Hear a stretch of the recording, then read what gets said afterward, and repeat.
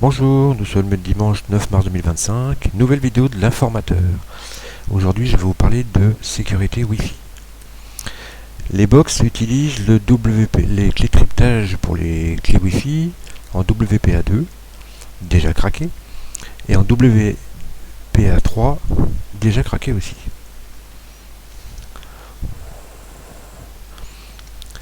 Et la WPA3 était déjà craquée avant même sa sortie.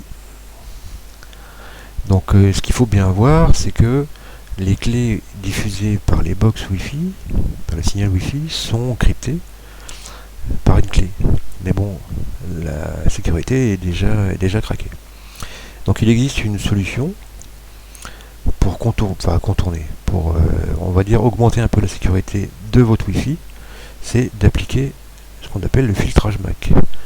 Donc là par exemple je vous prends l'exemple des Freebox. En fait le filtrage MAC, pour donner une image, c'est comme votre maison et vous donnez des clés à certaines personnes.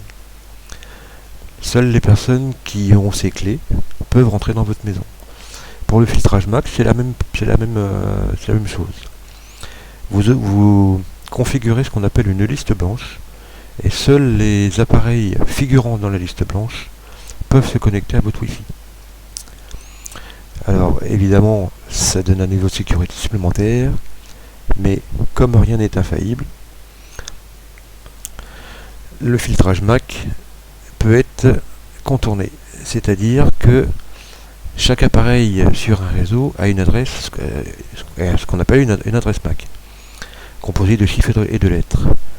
Mais évidemment, un hacker chevronné, si vraiment il veut rentrer sur votre réseau, déjà il va craquer la clé WPA2 ou WPA3. Et aussi, ce qu'il va faire, c'est que il va écouter les machines qui sont sur votre réseau.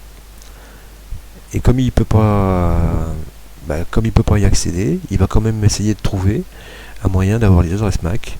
Et ce qu'il va faire, c'est que il va mettre sur son ordinateur une adresse MAC connue de la box. Comme ça, il va pouvoir se connecter.